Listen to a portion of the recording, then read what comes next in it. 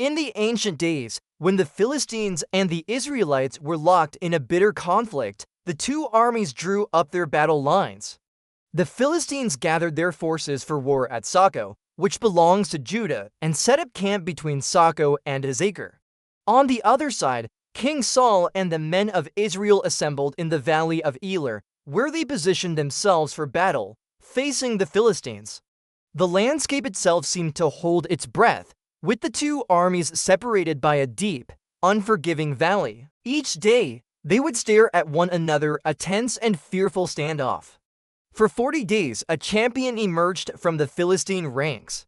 He was a giant of a man, named Goliath, from the city of Gath. He stood over 6 cubits and a span tall, a towering figure clad in an intimidating bronze helmet and a coat of scale armor that weighed 5,000 shekels of bronze. Bronze greaves protected his legs, and a bronze javelin was slung across his back. His spear shaft was like a weaver's beam, and its iron point alone weighed 600 shekels. Before him, a shield-bearer marched, announcing his presence with every step. Each morning and evening, Goliath would come forward and stand between the two armies. In a booming voice that echoed through the valley, he would taunt the men of Israel. "Why have you come out to draw up for battle?" he would bellow. "Am I not a Philistine, and are you not servants of Saul? Choose a man for yourselves, and let him come down to me. If he is able to fight with me and kill me, then we will be your servants. But if I prevail against him and kill him, then you shall be our servants and serve us." The challenge was clear and terrifying. He would add, "I defy the armies of Israel this day. Give me a man, that we may fight together." When Saul and all the men of Israel heard these words, they were dismayed and greatly afraid. The challenge went unanswered day after day. Fear was a palpable presence in the Israelite camp, more real than the enemy itself. In the midst of this deadlock, a young man from Bethlehem in Judah arrived at the camp. His name was David, the youngest of Jesse's 8 sons. Jesse had sent his 3 eldest sons Eliab, Abinadab, and Shammah to follow King Saul into battle. The youngest, David, had been left to tend his father's sheep in Bethlehem. One day, Jesse said to David, his youngest son, "Take for your brothers an ephah of this roasted grain and these 10 loaves, and carry them quickly to the camp to your brothers. Also, take these 10 cheeses to the commander of their 1,000 and see how your brothers fare, and bring some token from them." David dutifully rose early in the morning, left the sheep with a keeper, and set out as Jesse had commanded him. He arrived at the encampment as the army was going out to the battle line, shouting the battle cry. The Israelites and Philistines were once again arranged, army against army.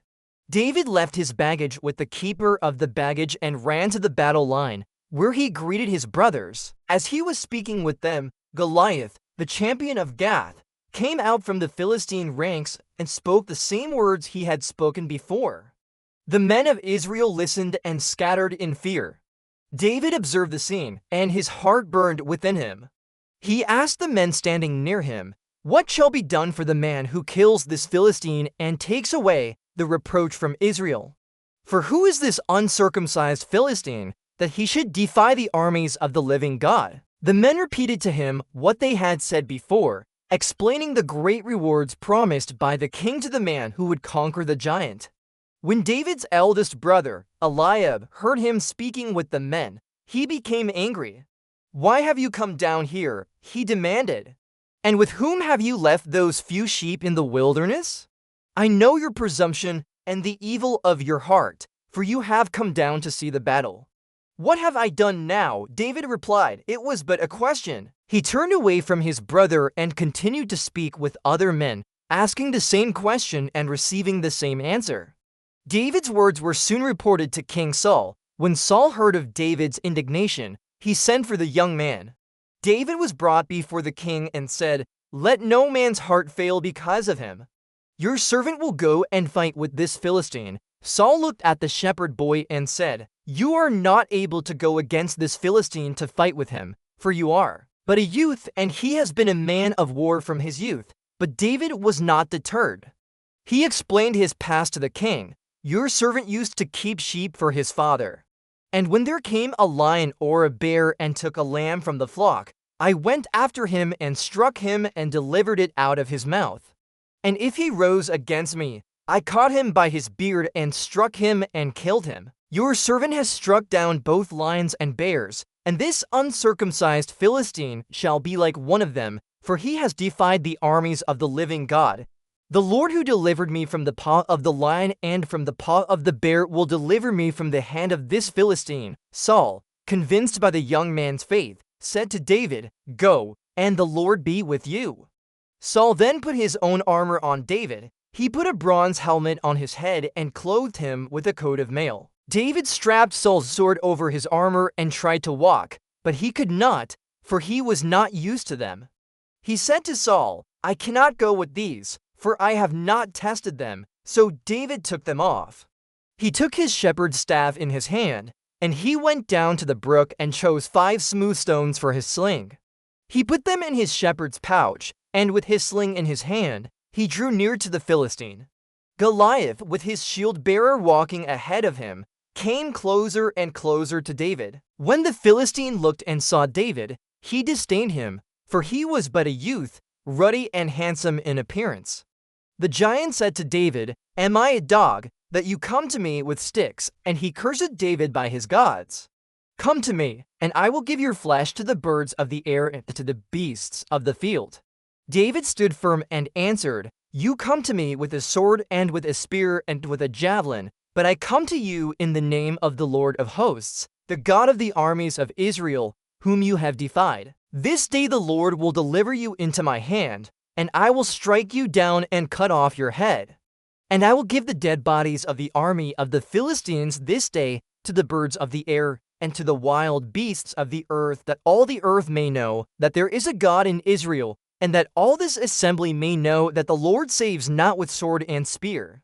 For the battle is the Lord's, and he will give you into our hand." As the Philistine moved to attack, David ran quickly toward the battle line to meet him. He put his hand in his pouch and took out a stone. Placing it in his sling, he slung it and struck the Philistine on his forehead. The stone sank into his forehead, and Goliath fell on his face to the ground. So David, with his sling and his stone, overcame the Philistine. He struck down the giant and killed him. There was no sword in David's hand, but he rushed and stood over the Philistine. He took Goliath's own sword and drew it from its sheath, and with it, he cut off his head. When the Philistines saw that their champion was dead, they turned and fled. Then the men of Israel and Judah rose with a mighty shout and pursued the Philistines as far as Gath and the gates of Ekron. The victory was decisive. The Israelite army returned and plundered their camp. David took the head of the Philistine and brought it to Jerusalem, but he put Goliath's weapons in his own tent. And so a simple shepherd boy became a national hero, his faith in God a source of salvation for an entire nation. The battle in the valley was a testament that victory comes not from physical might, but from a steadfast trust in the living God.